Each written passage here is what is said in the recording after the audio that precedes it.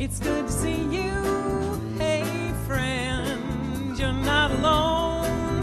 Come in, our hearts are open.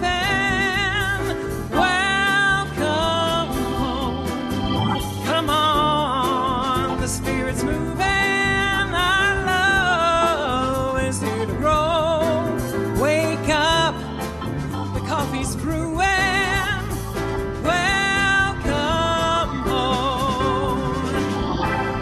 My place, and this is your place. Oh, this is our place. Welcome home.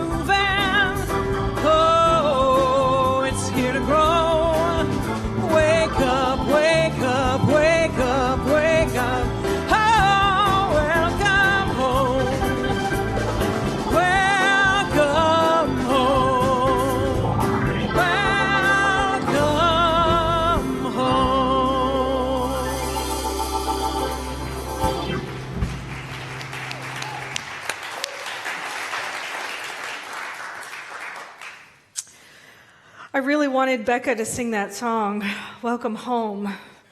Come here where your heart is broken. Welcome home. So 2 weeks ago, my uncle passed away, and my aunt and uncle, my cousins live in Sedona. And so this last week, I went to Sedona to visit my family. And my heart is broken because I miss my uncle. And my uncle is this amazing, brilliant, jovial man who has a huge heart, and he reminded me a lot of my dad, who passed away in 2009. And so I got to get dad hugs from him, and I don't anymore. And it was interesting going home to my family because he had been slowly deteriorating, and I found out about it when I went there that he had gotten into some extreme dementia. And my aunt and my cousin was doing some full-time caretaking because he would not behave well. He'd behave erratically, and he had weird visions, and he thought people were trying to kill him. And, you know, the uncle that I know was not the person that they were taking care of. And they were going through this period of grief that I didn't fully understand the extent of until I went to visit them. And when my uncle passed, for me, it was, you know, I knew he was deteriorating, but I didn't really know. So it was more of a shock for me. And when I went there in my deep grief and sadness, they were in a space of relief. And I also got to witness how they were taking care of him so much that they didn't get a chance to take care of themselves as much. And that's the thing with grief. It's both can exist at the same time. It's all part of the whole grieving process. And sometimes grief is messy. But it's not just my home with my family that we're talking about here. We have a spiritual home here, but it's bigger than that. We have this earth home that we're all connected and a part of, and there's conflict happening right now. And so while I was, in this place of my own grief, I recognized that there's deep grief happening in our community with our Jewish brothers and sisters and our Muslim brothers and sisters. I talked to some of my Jewish friends who have been deeply impacted by what's going on in Israel, and my Muslim friends who are deeply impacted by what's going on both in Palestine and Israel. And knowing that there's people who are suffering. And I recognize and I see that suffering with my human family. And I just want you to know that if you are Jewish or if you're Muslim and you're out there in here, that we are a place where we are a stand for love and peace. And we take a stand for that. But part of being a spiritual community is taking it a little bit deeper. See, we teach about the metaphysical world. Like there's something beyond the physical. It's the spiritual.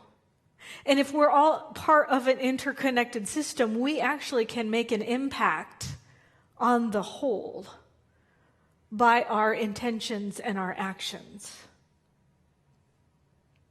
And so my invitation to you is to look for how you can be a contribution in this. Because the conflict that's happening maybe out there is a conflict that is reflecting what can happen internally or even with our families. See, part of our spiritual practice is to say, I see that there is hatred and division going on.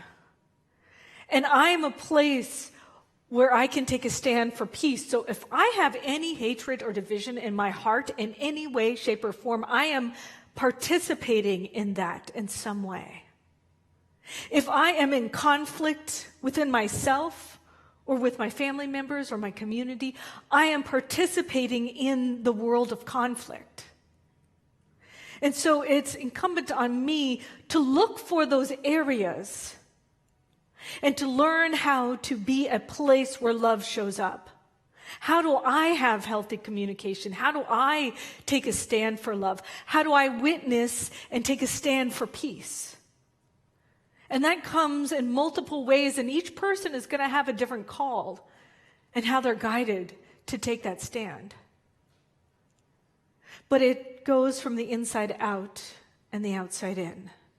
If you're seeing it out there, there's likely that some of it is happening inside. And so we can take this conflict that's happening and look at it both internally, in our families, in our communities, and in the world. We can look at all those layers because they're all existing simultaneously. And we can be the place where peace shows up. We can be the place where love shows up. Because that conflict is not just happening in Israel and Palestine. It's a conflict that's happening in our country. It's a conflict that's happening in our families with different belief systems, with different ways of being. And so where can I be a bridge? So I really wanted to talk about that and say that it's so important that when we say welcome home, that you do belong here, but part of our home is an invitation both to be the place of open-heartedness where our hearts are broken together, but it's also the place where we take a stand together, where we do our commitment of our own spiritual work and we commit to be a contribution to each other, to lift each other up and not tear each other down. This whole month we've been looking at abundance. And this actually ties in quite well. You may not think so, but when I am in a place of poverty or a place of not enoughness or a place of lacking resources and support, I'm coming from that place of poverty. War is a place of poverty. It's a lack of resources. And it may come as spiritual resources, it may come as physical resources, it doesn't matter. But when I come from a place of sufficiency, I come from a place of lifting others up and knowing my worth in the world. So Kathy Ann had taken the last 2 weeks and she had talked about how there's scarcity, and scarcity has 3 children. I'm not enough, more is better, and this is just the way. Can you hear those words in more? And the idea that poverty is a mindset, but so is sufficiency. And so she said last week that sufficiency has 3 offspring. Money is like water because it flows. What you appreciate appreciates. Basically, what you give your attention to increases, and I want to talk more about that today. And collaboration creates prosperity. Collaboration creates prosperity. And all these concepts are found in our book of the month, which is The Soul of Money by Lynn Twist.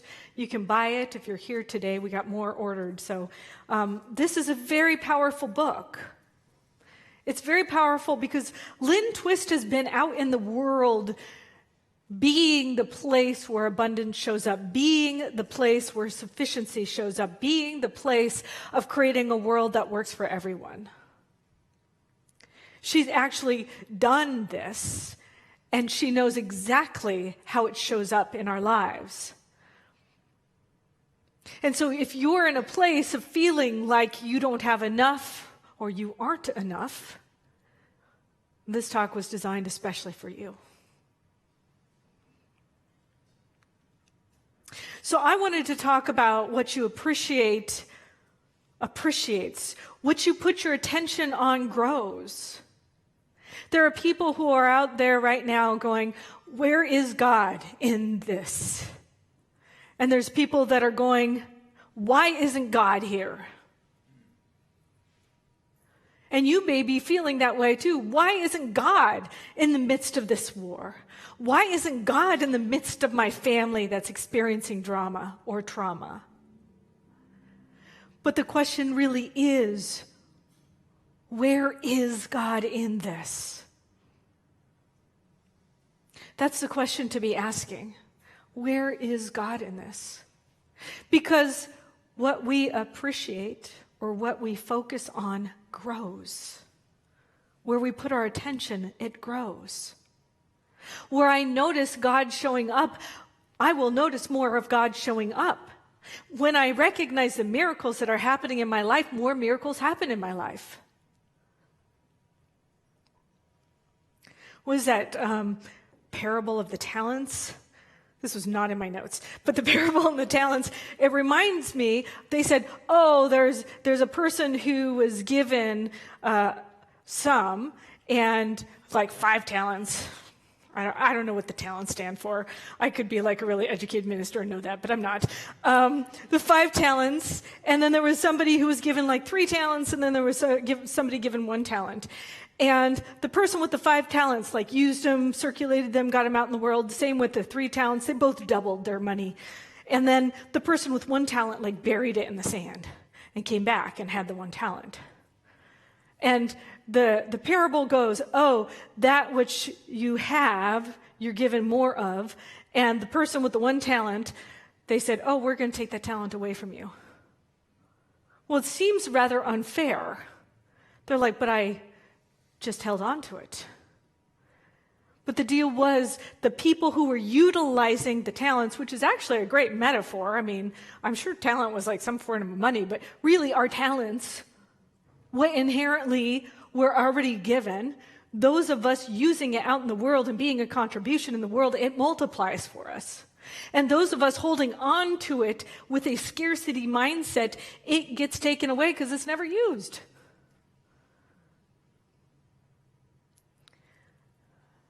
In the book, Lynn Twist has a story about the people of Bangladesh. And the people of Bangladesh, they were in the 1900s, at one time, they had forests and trees, and they had abundant resources. And then some people came in, and they cut down all their forests, and they used their resources not wisely, and they made some not good agreements. And then there was war, and then there was strife, and then in 1970, Bangladesh was the 2nd poorest country in the world. And so aid came rushing in from all around the world, trying to help these people. which was great at the time, except for what continued to happen is the people forgot that they're worth something. They became hopeless. They became reliant on this idea that they had to have money. They had to have this outside aid. They had to have something, and they weren't worth anything. The whole country felt like that. All of the people, it was like in the air, in the water. It was inherited from person to person, from the father to the child, from the mom to the child. And so Lynn Twist had an organization that she was involved in called the Hunger Project.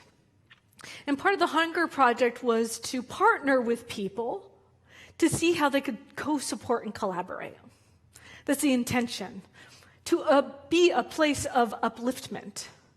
And they interviewed the Bangladeshis, and they found out that there wasn't a problem per se. The only problem was that the people had forgotten that they were worth something, that they were worthy, that they actually had inherent gifts and talents within the country, and that they could be a place of not only sufficiency, but a place where they give and are a contribution to the greater world. And so they decided to create workshops, vision workshops is what they called them. Vision and idea workshops. And so they were free workshops. They just put a little poster out and hundreds of people came. They didn't have much else to do because they were all impoverished and they didn't have work. So they came and they did this thing that we do here. They said, okay, let's go into a meditation. Let's dream up a new dream. Let's go in this place, this idea, this what-if world. What if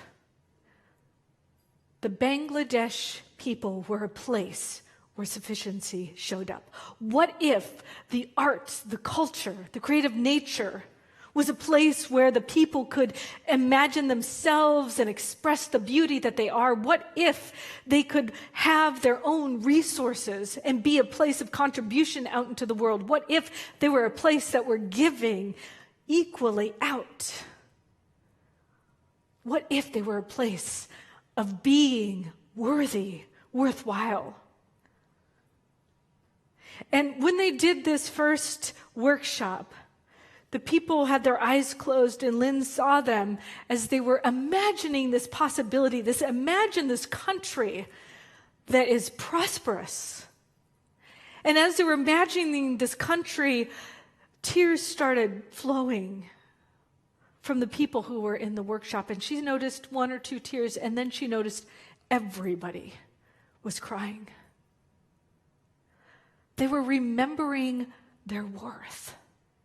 They were remembering who they are. They were remembering that they had a place, something that they could contribute. And they were imagining it.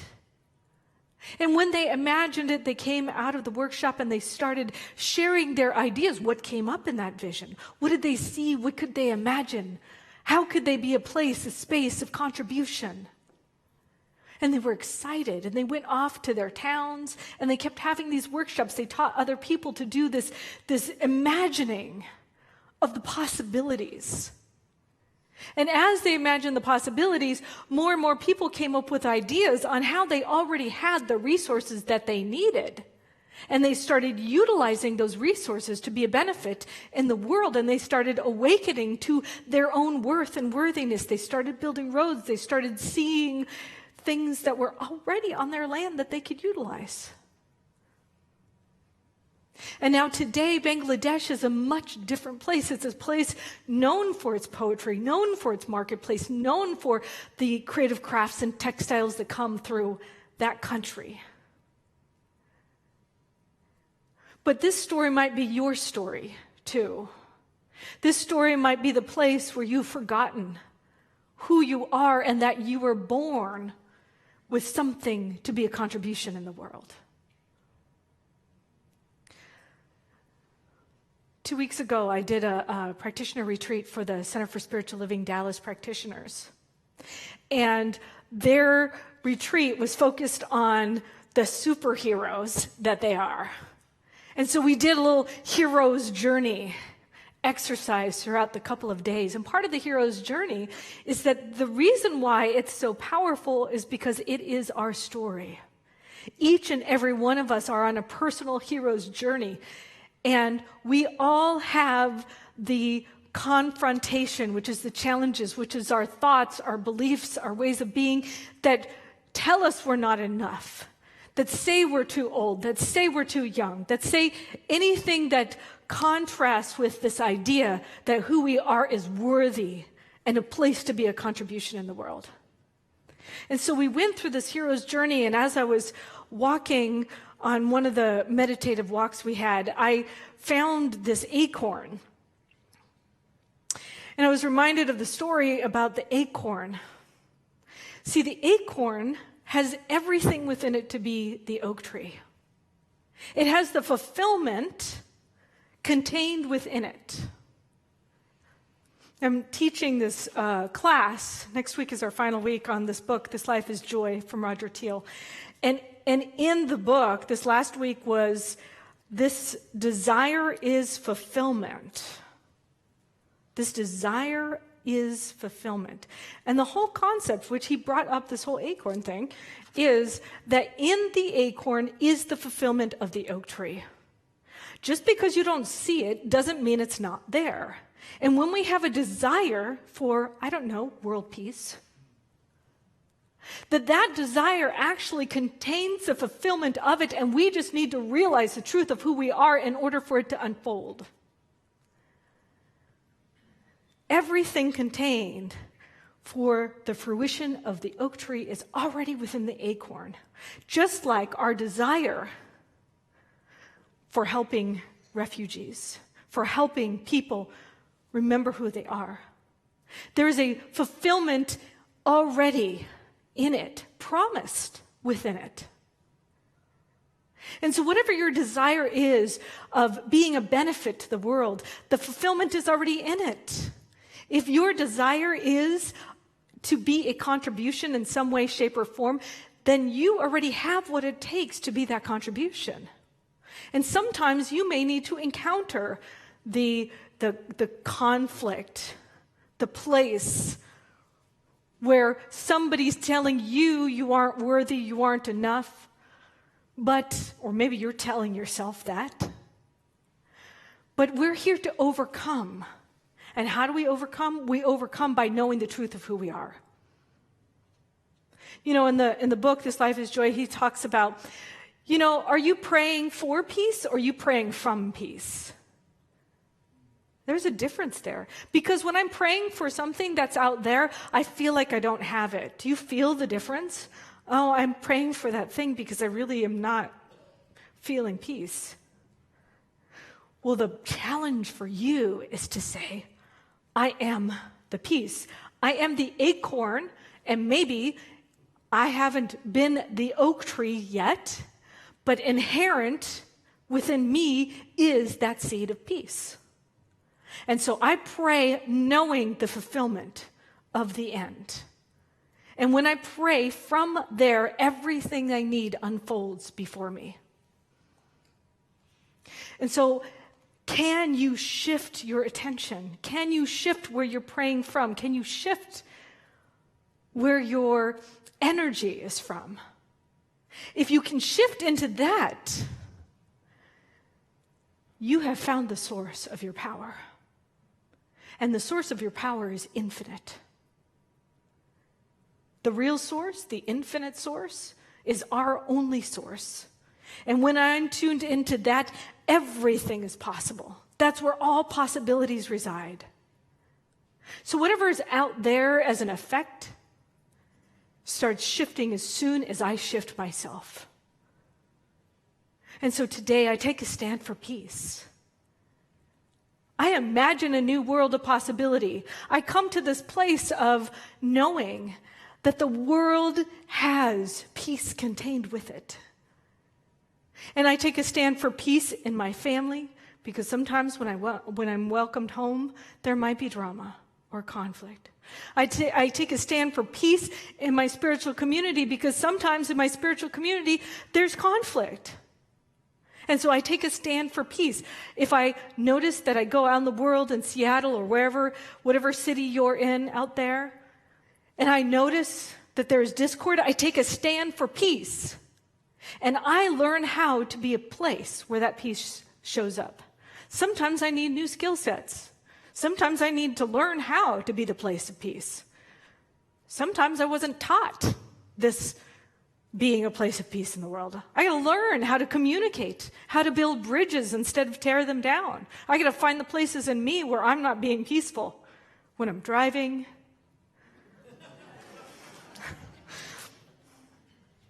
I got to find those places where I can be that emissary of that possibility so that it reflects out into the world and makes an impact on others so other people can awaken to that truth as well. Because when I am possible, I shift from the impossible to the I am possible. And knowing that the I am possible is the light and the love of the Infinite One. Darkness cannot dispel darkness. Only light can.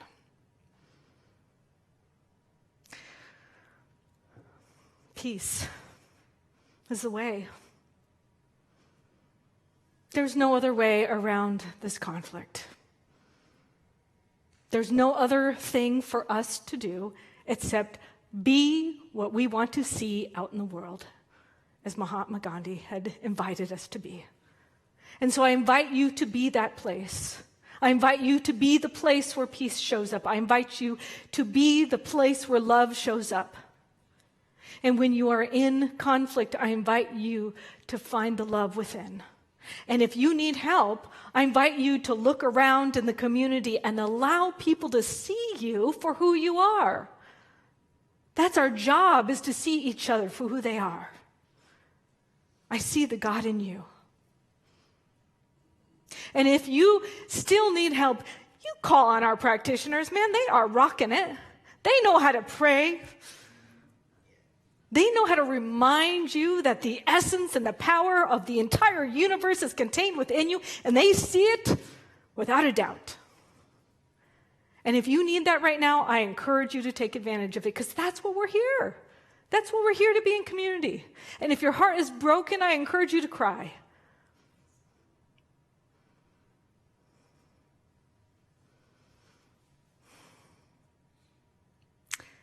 And remember to appreciate what you have. That's the key. The Bangladeshis already had it. We already have it. You already have it. And it's here now. And for that, I am grateful. And so it is.